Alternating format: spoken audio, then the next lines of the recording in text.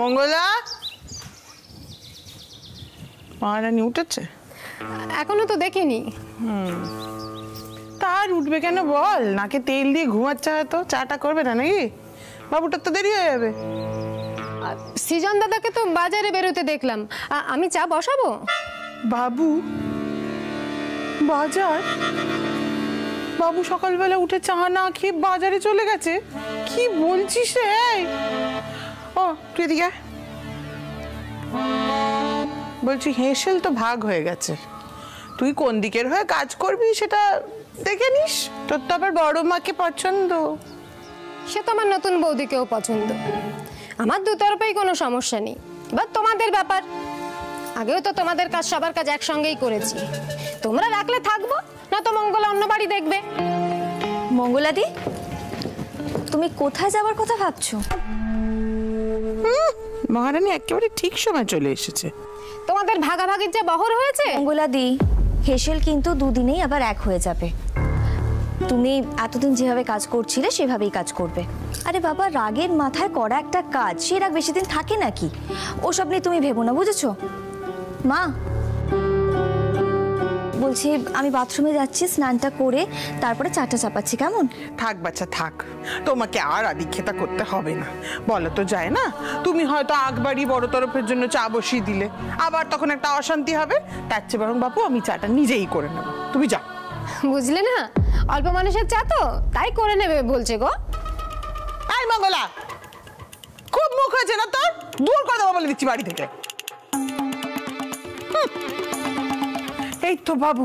বাবু রে, তুই বাজারে গেছিলি, কি ব্যাপার? আরে তোর বাবা তো যেতই। আচ্ছা আমার কথা শোনো না মা, বাজার থেকে আমি চুনো মাছ এনেছি, ঠিক আছে? ভালো করে চচ্চড়ি করো তো আজকে। না না ধরো ধরো ধরো। চুনো মাছ কি খাবে? আহা, একদিন করেই দেখো না। আর শোনো, এই মঙ্গলাকে কিন্তু রান্না করতে দিও না, ও ঠিক করে মাছ ধোয় না কিন্তু। অনেক দাম দিয়ে কিনেছি, ঠিক আছে? মা আজকে জমিয়ে ভালো করে চুনো মাছ করো তো, খেয়ে মজা হবে আজকে।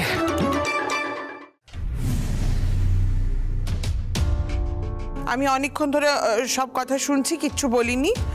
কিন্তু দাদা বলছি, ভাগ যখন হচ্ছে তখন ভাগটা সমান সমান হওয়া উচিত, তাই নয় কি? মানেটা কি? না মানে আমি বলছিলাম, মা আর ছোট ঠাকুরপো তো আছেন, তাহলে ওনারা দুজন মানে সপ্তাহের 3টে দিন এদিকে খাবেন আর 3টে দিন ওদিকে খাবেন।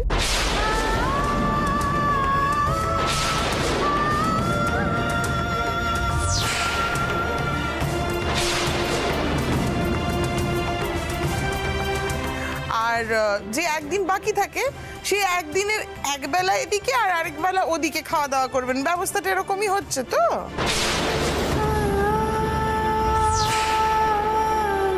কৃষ্ণা, কি হচ্ছে কি? ওমা কি অদ্ভুত, আমি কি ভুল কিছু বললাম? আচ্ছা মেজো বৌদি, এই কথাটা এখানে বলার কি খুব দরকার? আর বড় বৌদি, আমি তোমাকে কিছু বলবো না, কারণ তুমি কোনোদিনও বড়দার মুখের উপরে কিছু বলতে পারো না। ও অমনি বড় বউয়ের 7 খুন মাপ হয়ে গেল কেন? ও চুপচাপ দাঁড়িয়ে আছে সেই জন্য? বেচারা শেষে দাঁড়িয়ে আছে, অথচ কই ভাগটা বুঝে নেওয়ার বেলায় তো কোনো অসুবিধা হচ্ছে না। মেজরে, আমার অবস্থাটা যদি একটু বুঝতিস তোরা। আর বুঝে দরকার নেই। শোনো মেজো বউ, অতদিন আমি টানতে পারবো না। আমার কোথায় খারাপ লাগছে জানেন বাবা? বর্দা আর সৃজনের মধ্যে এই অশান্তিটাকে কেন্দ্র করে এত বড় একটা কাণ্ড ঘটে গেল বাড়িতে, আর সেই অশান্তিটা সৃষ্টি করেছে আপনার ছেলে। ও নিজের দোষটা না দেখে তিন্নিকে কি করে বাড়ি থেকে বার করা যায় সেটা নিয়ে উঠে পড়ে লাগলো।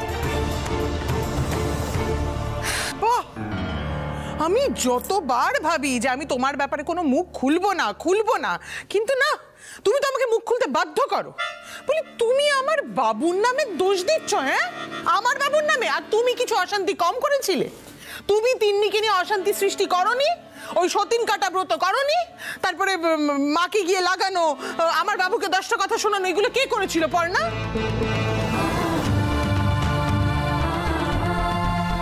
আজকে আমার বাবুর নামে দোষ হয়ে যাচ্ছে, হ্যাঁ, যে আমার বাবুটা মেজাজ হারিয়ে বাড়ি ভাগ করতে বাধ্য করলো। অদ্ভুত ব্যাপার, তো মাথা মুন্ডু কিছু বুঝতে পারছি না ওর। পর্ণা, আমি না অনেক চেষ্টা করেছি তোমার রাগ ভাঙানোর, কিন্তু তুমি আমার দিকটা দেখতেই চাইছো না। আমি আর চেষ্টা করব না, বাড়িতে যা হয় হোক, আমার দ্বারা আর কিছু করা হবে না। আরে বাবা, আমার কাছ থেকে আশাও করো না প্লিজ।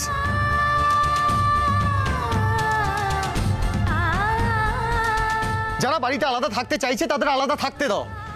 আমি কারো কাছে ক্ষমা চাইতে পারবো না মিটমাট করতে, ব্যাস। দাদা, এমনিতে বাড়ি থেকে কিছু কম ঝগড়া হচ্ছে যে তুই বৌদি ভাইয়ের উপর আবার রেগে যাচ্ছিস? এই তো চলে এসেছে বৌদির ধামা ধরা। শোন, আমি একটা কথা স্পষ্ট করে তোদেরকে বলে দিচ্ছি, ও বিশেষ করে তোমাকে। শোনো, বাড়ি কিন্তু ভাগ হবেই, আর সেটা ঠিকঠাক ভাগ হচ্ছে কিনা এই ফাঁকে সেটা বুঝে নেওয়ার দায়িত্ব কার? তোমার বাবুর বাবা।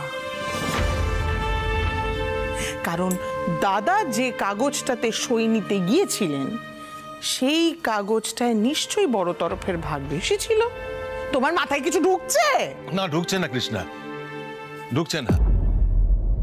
আসলে আমি বরাবর একসঙ্গে থেকে অভ্যস্ত, তো এসব ভাগাভাগির ব্যাপার আমি ঠিক বুঝি না। আর তুমি তো আমার মা আর ছোট ভাইকেই ভাগ করে দিচ্ছিলে।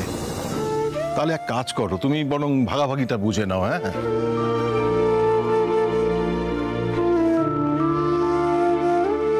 সামান্য একটা ব্যাপার, সেটাকে তোমরা কোথায় এনে দাঁড় করালে?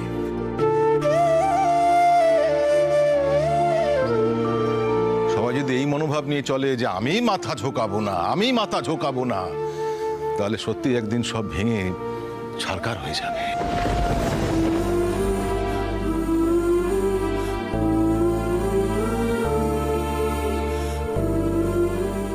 হবে না বাবা, কিচ্ছু ভেঙে ছারখার হবে না।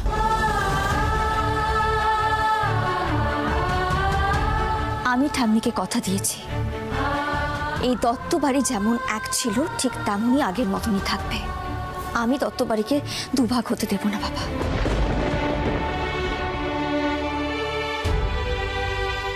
এটা তার কাটা পর্ণার প্রতিজ্ঞা।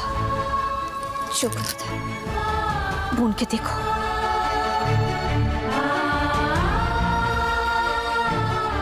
ব্যাস হয়ে গেল।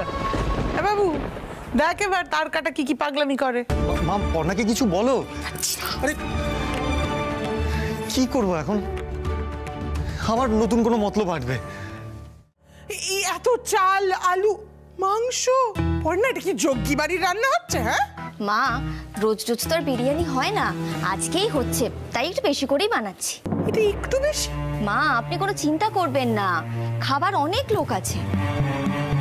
কি বলছো? কি মানে এসবের? চিন্তা করবো না আমি? হ্যাঁ, বিনা পয়সা হচ্ছে এসব, তুমি বিনা পয়সায় খাচ্ছ? বলি পয়সা করি লাগে না নাকি? হ্যাঁ, দাঁড়ো দাঁড়ো, আমি বাবুকে ডাকছি। বাবু, আয় বাবু, তাড়াতাড়ি নিচে নেমে আয়, দেখ তোর বউ কি করছে, আমার সংসারটাকে উচ্ছন্নে তুলে দিল গো। আয় বাবু। আরে কি হলো মা, এত চেঁচাচ্ছ কেন তুমি?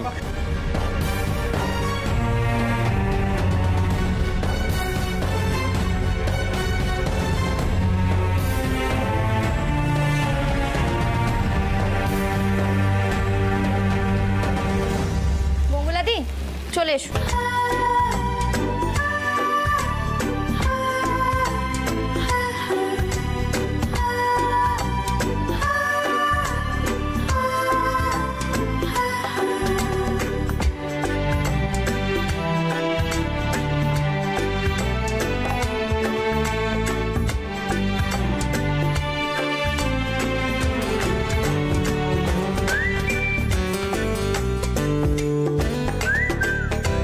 পর্ণা, এসব কি হচ্ছে আমি তো বুঝতে পারছি না। বর্ষা, কি এগুলো? আরে দাদা, মা বৌদি ভাই নতুন নতুন বিরিয়ানি করা শিখেছে, 5 জন মিলে খাবো না? 5 জন? তা এই 5 জন কারা শুনি? আরে বাবা, ওটা একটা কথার কথা। 5 জন মানে এই আশেপাশের সবাই। অতিথিদের জন্য কিন্তু সবসময় খাবারের ভাগ রাখতে হয়, বুঝেছো? তাই ভালো খাবার একটু বেশি করে করাই ভালো।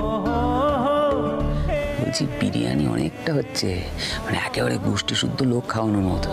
তুমি নিশ্চিন্তে থাকো গো, সেই গোষ্ঠীর মধ্যে তুমি পড়ো না, তোমাকে এক প্লেটও দেবে না। হ্যাঁ দিলেই বাকি, আমি তোমার মতো হ্যাংলা নাকি? কি কি বলে তুমি? তুমি আমাকে হ্যাংলা বলে? লজ্জা করলো না তোমার এই কথাটা বলতে? কিছুক্ষণ আগে অব্দি তো বিরিয়ানি খাবে বলে একদম চুপচুপ করছিলে। বলছিল তো মেজো কাকিকে হাত করে দেখো, একবার তো যদি আনা যায়। ও মঙ্গলাদি, কলা পাতা এনেছো তো? হ্যাঁ এই তো। কলা পাতা? কলা পাতা দিয়ে কি হবে? আরে বাবা, বিরিয়ানিটা তো কলা পাতাতেই খাওয়া হবে। ঢং দেখে আমি আর বাঁচি না, যত সব কায়দাবাজি না। এইবার আমি বুঝতে পেরেছি এত বিরিয়ানি কেন রান্না হচ্ছে। নিশ্চয়ই বড় তরফকে খাওয়াবে বলে তুমি বেশি বেশি করে রান্না করছো। মানেটা কি মেয়ে যাবো? হ্যাঁ, আমরা কি ভিখারি নাকি?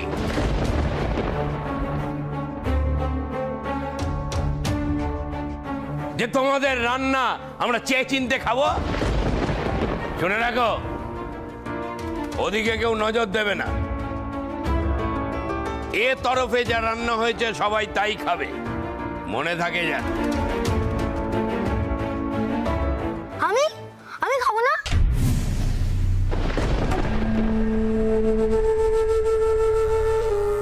মাথা মোটা কোথাকার, বাংলা বুঝিস না? আমি বলেছি এখানে যারা আছে তারা এখানকারই খাবে। তুই কি অন্য বাড়ির নাকি? গবেট।